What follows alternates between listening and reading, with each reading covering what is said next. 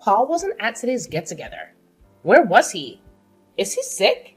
Working, as usual. Does he always work Saturdays? Sometimes, yeah. There was some minor emergency, and he was needed on site. Hopefully he can make it the next time. As I suspected. What do you mean? What did you suspect? No rest for the poor, as they say. I guess it can't be helped. When you're poor, you need to work as much as possible to make ends meet. I read in a magazine the other day that some poor people work up to 20 hours a day, 7 days a week, and they still can't afford to put their kids through school. I knew that was the case the minute I laid eyes on your husband. I said to myself, that man looks like he doesn't have a penny to his name. None of my business, though. I'll stay right out of it and keep my opinions to myself. That just now was keeping your opinions to yourself? Sounded like you've already made up your mind about him and our family. I'm just saying. I'm a good judge of character. I took one look at him and thought at once that he was probably doing 3 or 4 jobs to put food on the table. You poor guys.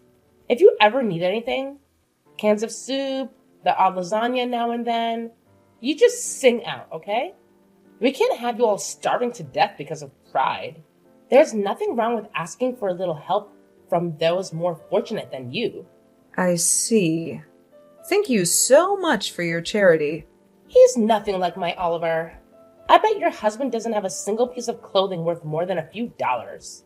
That's the impression you got? Interesting. Paul doesn't care about fancy clothes, or anything fancy for that matter. He never has. Clearly. But don't judge him just because he's not interested in expensive clothes. Steve Jobs used to wear his scruffy jeans and his skivvy to product launch events, where everyone else was in suits. He didn't care either. Janet, it's okay to dream, but to compare Paul to Steve Jobs, that's a bit of a stretch, isn't it? Don't you think it's just a bit forward to assume someone is dirt poor without knowing everything about them? Sorry. As I said, I'm an excellent judge of character. I only need one glance to sum someone up. That's just the way he looked. I'm sorry. I didn't think poor people had any feelings. What? Are you reading your own text? What you're saying is borderline hate speech. Please stop insulting me. What's wrong with calling poor people poor? Do they get offended? What if I call the horse a horse? I'd be right. The horse would think, yes, I'm a horse. You're right. Did you never hear the saying, don't judge a book by its cover? There's another saying that goes, appearance is 9/10 of the law. Thank you. I'm beginning to understand where you're coming from. Please, go on. Isn't it natural to look down on the poor? I mean, if they didn't want to be poor, they could stop it, right? I can't help feeling they're just being lazy. You're a housewife, right? Have you ever worked a day in your life? Me? Oh, good heavens, no. Ew. I don't think I'm suited to getting my hands dirty. I did have a job in a perfume shop for a week when I was in high school, but I had to quit. I couldn't stand touching the money. It's very dirty, you know. I read in a magazine that you can catch all sorts of diseases from touching money after other people have touched it. You should probably think about what you're saying a little more. Those kind of general statements can be really hurtful. My Oliver works for Prescott Chemicals, the biggest chemical producer in the state, one of the biggest in the whole country. And he's not actually making this stuff. Of course not. He's one of the top executives. We're so happy. Life is good. Don't you think it's better to have money for the children? I can't imagine growing up with poor parents. I shudder to think what their suffering must be like. My heart bleeds for them. Give it a rest, would you? You think I like hearing this? And really, you shouldn't judge people on their appearance. Your intuition isn't as good as you think. We're just fine with the status quo. Okay. Have it. You're right. You put on such a brave face. But you can let your guard down with me. I admire you in a way. It's kind of admiration mixed with pity, but admiration too. Wow, you do go on, don't you? I can assure you, we are fine. Well, if you don't at least buy your kids nice clothes, they end up just like their appearance. They'll never break the cycle of poverty. Those poor kids. Leave us alone. I'm really busy today, so we don't have any more time to continue to get offensive texts from you. Okay? No rest for the poor, huh? Okay, bye.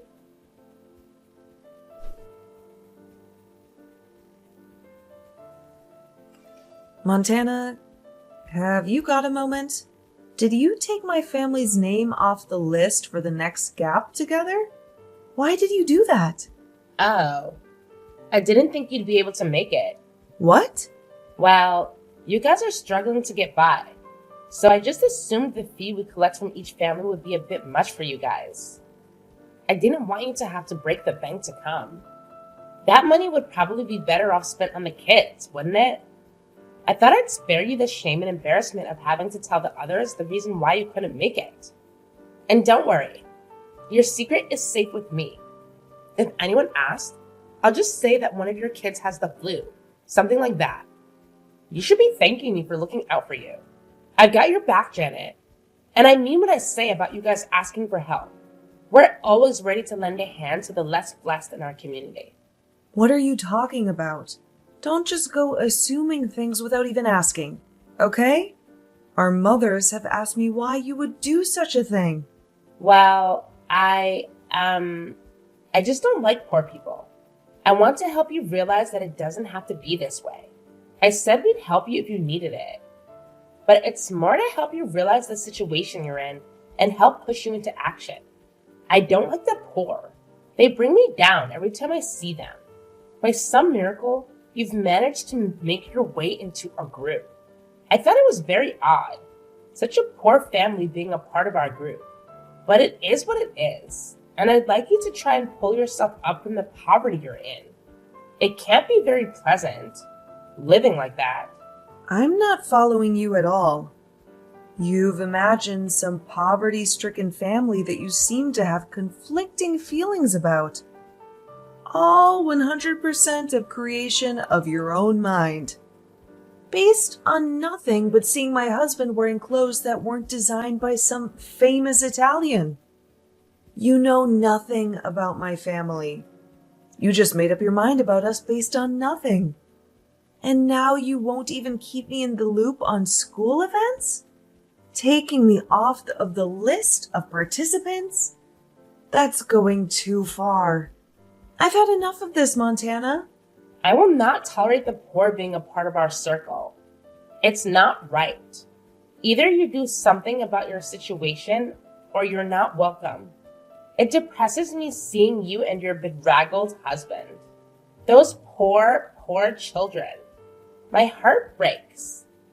It's best you don't come to any more meetings. People really don't want to rub shoulders with your type, and they literally don't want to rub shoulders with your husband. Our designer clothes might get dirt on them. That's enough. You don't have a shred of common decency in you.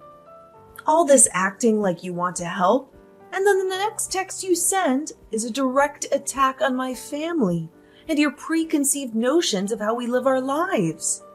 I could say the same about you. You could? How so? You're dirt poor, and yet you think you have the right to join our group. That's not how it works, Janet. You're being very presumptuous to think we would welcome someone of your low status into our group. Some of the families in our circle are practically local royalty. Have you ever seen the kind of cars the children are dropped off in? I still have no idea how you managed to send your children to our school. It's a total mystery. Is there some kind of outreach program? A secret scholarship for the poor that I'm not aware of?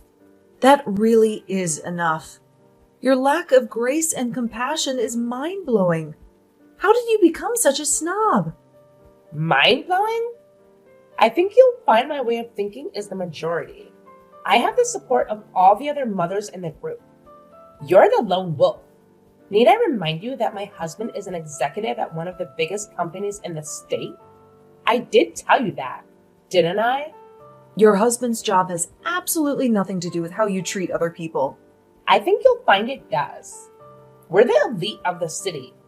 We have the right to exclude those who don't live up to the high standards expected of members of our group. What does your husband's job have to do with you having no common sense or decency? I'm failing to see the connection. What right do you have to say anything? Your husband works part-time at a 7-Eleven, right? That's the way he looks. He's the vice president of the company your husband works for. He's your husband's direct superior. Oh, really? That's a good one. Oh, Janet, that kills me. You really are in a terrible situation, aren't you? Poor and not all that right. I guess it's just a vicious cycle. The poor and the uneducated are doomed to be that way forever. It's just so sad. The poor have decided that that's the way the world works and they accept it. But don't you feel an obligation to do better for the children? It's not their fault they were born into a poor, stupid, and lazy family, is it? They're innocent. But I suppose poor parents raise children to be poor adults, and it just continues. Endlessly. Do you ever stop harassing people? Who gave you the right to talk to people like that? I'll say it again. My husband is the vice president of Prescott Chemicals. He's your husband's boss. What? Yeah, right. It's a family business. The whole company and all of its subsidiaries are owned by Paul's family. Did you ever ask what my family name is? I've seen it written on school lists before, but it's a common enough name. There are 2 or 3 other Prescott families that are in the school. Nothing out of the ordinary. And those families are rich. The kids are dropped off in McLarens and Bugattis. Those 2 or 3 families are all part of the same Prescott family.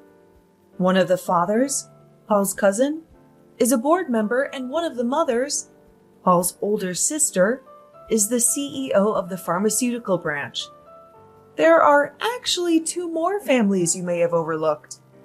Margaret Wake. Of course I know Margaret. She's been the head of the PTA for the last 3 years. She's Paul's little sister. She's also a board member. Karen Evans. The area school commissioner? Paul's cousin. She also owns 30% of the entire company. Oh, God. I knew your husband was working there. I just didn't say anything. Paul says he's a great executive and a generally nice guy. I didn't want to cause any problems between our husbands when they seem to have a genuinely good working relationship. No need to burden them with such trivial nonsense. But you've gone too far, Montana.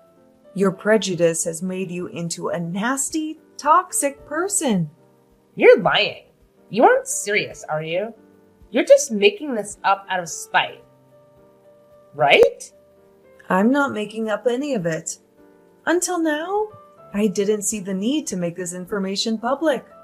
But I won't be the target of your personal crusade against the poor. You seem to be bent on broadcasting your wealth and self-perceived elite status to anyone who will listen, while looking down on those less fortunate than you. And yet my husband has been your husband's boss all along. And you will have, of course, heard the name Hugh Prescott II. The president. Yes, of course. Think about that for a moment. Is he Paul's father? You got it. You gotta be joking. This is just your last-ditch attempt to salvage some dignity, right? I'm dead serious. I'm actually surprised you haven't heard all of this before from some of the other mothers. Most of them know about my family. Well, why am I the only one who didn't know? It's very amusing to watch, actually.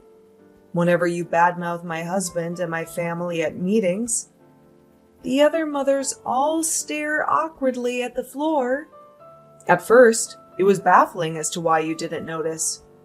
But now I can clearly see that you're so stuck up and established that you are incapable of noticing anything that happens around you. It's like you're in a little bubble. All you can hear is your own voice. I didn't know. Why didn't anyone tell me? You only moved to the city last year, right? I guess you just didn't ask enough questions. Didn't care about others? You'll have to ask yourself that one. But you took one look at my husband and decided he was poor. Didn't care for the children. And we were doomed to live our lives in poverty. You badmouthed me and my family without knowing anything at all. I haven't ever told Paul about how degrading you've been to me and my family. But this time, I can't keep my mouth shut. I can't let you get away with this. No. Wait a minute, Janet. Don't do that. That's not a good idea. We don't need to get the husbands involved. We can sort this out. Just you and me. This can't have any effect on my husband. He hasn't done anything wrong. This is between you and me, right? Your husband has done nothing wrong. As I said, Paul and the rest of the board are very happy with him. He's an excellent worker. But I'm going to tell Paul about this. It's all here in your texts. And don't try to delete any of them. I've already taken screenshots of this entire conversation. I'm sorry. Please don't tell your husband. It'll open up a whole can of worms. Please, let's just talk about it. You and me. What do you say, Janet? Can a girl get a second chance? But it isn't just me, is it? There are other mothers who avoid you at all costs. What other things have you done to make people stay out of your way? People avoid me? Absolutely. And you haven't even noticed? Most other mothers don't want to be in the same room as you.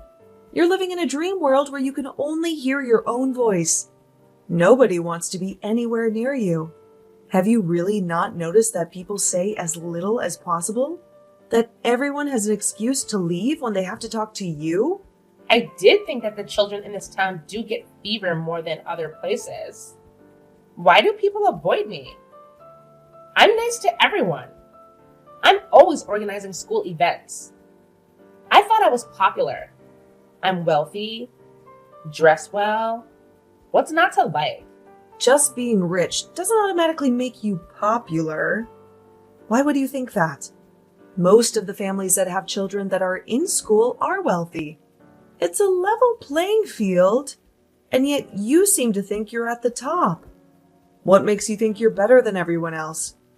Or is it some insecurity that makes you want to assert dominance over those less fortunate?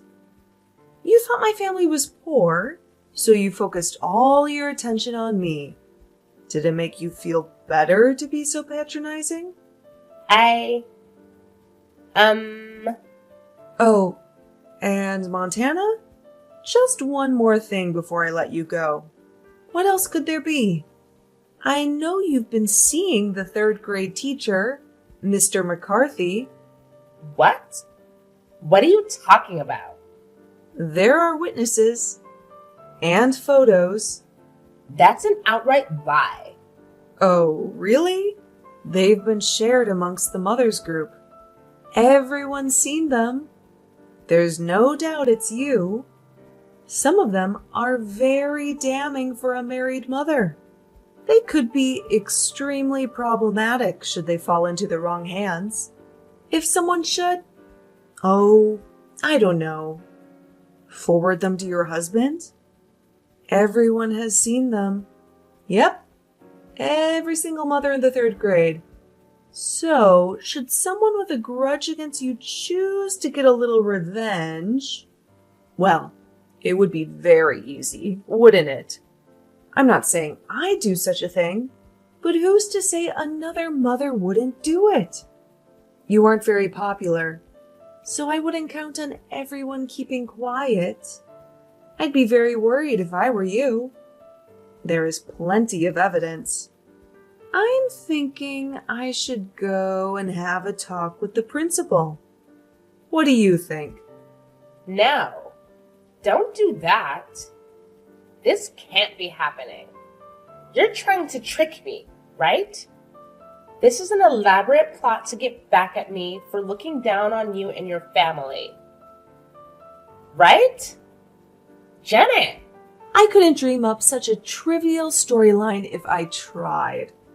I'm afraid it's all 100% true. Karma, Montana. The world has an uncanny way of delivering payback. But it's simple, really. It's just a natural reaction to how horrible you were. If you hadn't treated people so badly, people wouldn't hate you. Simple. Easy to understand. Wait. I haven't been having an affair, and I had no idea about your husband and his family. I'm sorry. I apologize. Forgive me. You don't have to tell your husband. Please don't do it. I don't think I needed to. I didn't want to bother either of them, but you went too far. You insulted my husband and children. I can't let that go. My husband will be contacting you. You can apologize to him directly. I will. Just please don't tell Oliver. If he finds out about Mr. McCarthy, I'll be in a world of trouble. Please promise me you won't say anything. Janet, can you promise me? I can't make any promises. What happened between you and the third grade teacher is my business. If that comes out, so be it. But it won't be coming from me. But everyone knows about it. If it comes out, you'll have to deal with that yourself. I couldn't stop it if I tried. I will say there have been strong words posted in the group chat about a teacher who does such a thing. More than a few mothers have started to doubt whether they can trust a teacher who hasn't been fair with a married member of the PTA. Personally, I think it probably should become public knowledge. The school has a reputation to uphold and can't just brush this sort of thing under the rug and pretend it never happened. Aren't you embarrassed about what you've done? Yes, of course. I let lust get in the way of my family. I'm so sorry. I apologize, Janet. I'm sorry. Forgive me. I'm sorry for what I said about you to your husband and children. I'm sorry for seeing Mr. McCarthy. I'll never meet him again outside of school. Can't you just help me out this once? Talk to the other mothers. Make sure my husband never hears about this. Please. It isn't for me to decide what happens. It's your bed. Now you've got to sleep in it. I'm not going to cover it for you. Don't say it like that. I don't know what to do. I'm finished. I thought we were friends. Friends? You aren't serious, are you? With the condescending way you've treated my family? You really can't hear anything but your own voice, can you? One glance at my husband, and you immediately thought he worked at a convenience store. And what if he did? Why does it matter so much to you what people do or how they live? It just so happens that the day you saw him, he'd just gotten back from a team-building survival camp that Prescott runs every year for its employees. That t-shirt with the holes in it even had Team Building 2012 written on it. Paul has been leading the camp for the last decade. Your husband was in that camp. But you didn't even think to put two and two together. As I said, you're in a dream world. Your self-centeredness is at the heart of this. You also tried to kick me out of the mothers group. Have you forgotten that? Friends? Why on earth would I consider you a friend? Sorry. That wasn't what I wanted to do. I was trying to help you. Remember they were all lasagna? I was only joking with you. I didn't really mean all those things I said. Just a bit of teasing between friends. It's too late. The other mothers have all said they're blocking you and won't take your calls. Block me? Nobody wants to have anything to do with you. All you do is trash talk people. You never have a nice thing to say unless you're talking about how much money your husband makes. Everyone in the group is wealthy, so nobody cares about your husband's salary. And just for the record, I know how much he makes. Because, Montana, you have never once asked me what I do for a living. I thought you were a housewife. Nope. Think again. I'm the chief payroll officer of Prescott Chemicals. Oh.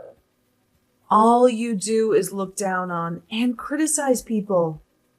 And to top it all off, you have an affair with your children's teacher? Can't you see yourself? Take a step back and look at how you've behaved. It's atrocious. I regret it all. I repent. I'll never do it again. I'll resign from the PTA. I'll never leave the house again. Just please help me. If those photos get sent today, he'll divorce me. I'll lose everything. I think you need to have a good long talk to your husband. Confess. Who knows? Maybe he'll forgive you. All will be revealed in the end. It's better he hears it from you rather than someone he doesn't know well. We are going to tell the principal, though.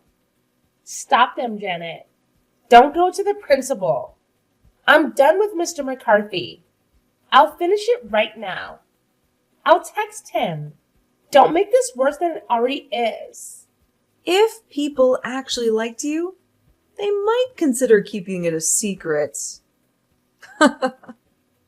But it's too late. Goodbye. I'd say good luck, but I don't care what happens. I'm blocking you in 3, 2, 1.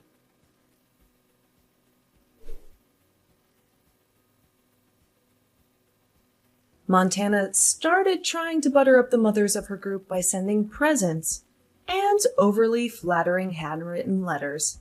But it was all far too late. Because Prescott Chemicals and all of its subsidiaries were full of Paul's family members, the group soon found out that Isla's husband was just a regular chemical factory worker and not a high-ranking executive after all. And, as icing on the cake, her husband found out about her affair with the 3rd grade teacher and filed for divorce. This whole story ended with her being kicked out of the house and losing custody of her children. Her extreme selfishness and prejudice to others came back to bite her. It really is true what they say. What goes around, comes around.